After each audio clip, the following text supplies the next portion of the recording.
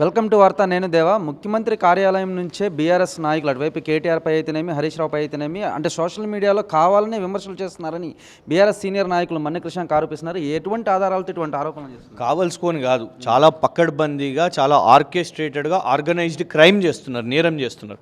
ముఖ్యమంత్రి గారి కార్యాలయంకి సంబంధించిన పిఆర్ఓ అన్వేష్ మరియు వాళ్ళ director of communications, media and communications Sriram Karri మరియు వాళ్ళ ఐటీ విభాగం యొక్క చైర్మన్ సతీష్ మన్నే, వీళ్ళు నడిపిస్తున్న గ్రూప్ ఈ తెలంగాణ రైజింగ్ టాప్ కమ్యూనికేషన్స్.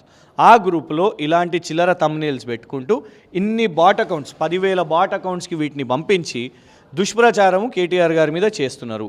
ఏనాడైనా ఇవాళ వరకు సిట్టు విచారణలో ఎప్పుడన్నా ఒక అధికారిక ప్రకటన ఇది జరిగింది, ఇది చేసినాము అని ఎప్పుడైనా ఒక పోలీస్ డిపార్ట్మెంట్లో ఎవరైనా చెప్పిరా? చెప్పకపోయినా ఓ నటులతోని, సినిమా వాళ్ళతోని, వీళ్ళతోని అని చేస్తున్న దుష్ప్రచారమే ఈ క్రిమినల్స్, ఈ కాంగ్రెస్ క్రిమినల్స్.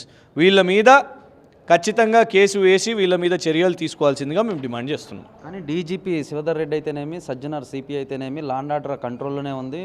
అంటే ఎటువంటి ఎవరి మీద రాజకీయ నాయకులు అయితే మాత్రం కరెక్ట్గానే వ్యవహరించాలి, లేదా చర్యలు తీసుకుంటామని చెప్పుకొస్తున్నారు కదా. ఇవాళ మా వాళ్ళు రీట్వీట్ చేస్తే కేసు ఉంటుంది, మేము న్యూస్ ఛానల్స్లో వచ్చిన దాన్ని పబ్లిష్ చేస్తే మా మీద కేసులు ఉంటాయి.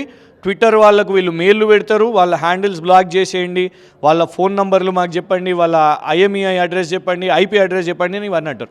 మరి వీళ్ళు చేస్తున్న దాన్ని మరి ఎందుకు మరి దాని మీద ఎలాంటి చర్యలు ఉండవు? ఎన్నోసార్లు మేము కంప్లైంట్స్ కూడా ఇచ్చినాం. ప్రభుత్వ కార్యాలయాల్లో ఇవాళ ఈ దందా నడిపిస్తున్నారు, మరి దాని మీద విచారణ ఎక్కడిది? మా మీద మేము ఇంకొకటి, మేము ధైర్యంగా మా పేరుతో, మా ముఖంతో మేము ఇవాళ సోషల్ మీడియాలో పెడుతున్నాం. కానీ మీరేం చేస్తున్నారు? దొంగ బాట్లను పెట్టి, దొంగ అకౌంట్లను పెట్టి ఇవన్నీ చేస్తున్నారు కదా. మరి వాళ్ళకి ధైర్యం లేదు, పిరికి పంద చర్యలు. దాన్ని పోలీసు మరి ఎందుకు విచారిస్తలేదో సూటిగా అడుగుతున్నాం.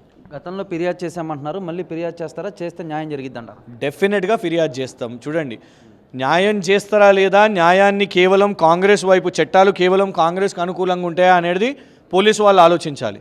కానీ మా బాధ్యత ఫిర్యాదు చేస్తాం, ఖచ్చితంగా చేస్తాం. లేని పక్షంలో 2 సంవత్సరాల తర్వాత మేము ప్రభుత్వంలోకి వస్తాం. ఆ తర్వాత ఈ శ్రీరామ్ కర్రీ, అన్వేష్లు వీళ్ళందరూ పని చూస్తాం. చూస్తారు కదా, కావాలనే ముఖ్యమంత్రికి సంబంధించిన అయితే మాత్రం అంటే ప్రభుత్వ పెద్దలు వెనకుండి సోషల్ మీడియాలో ఆ కేటీఆర్, హరీష్ రావుపై అయితే మాత్రం అటువైపు ఆరోపణలు చేస్తున్నారని అయితే మాత్రం మన్ని కృష్ణ ఆరోపించారు. కానీ మన కార్తీక్ దేవా, వార్త, హైదరాబాద్.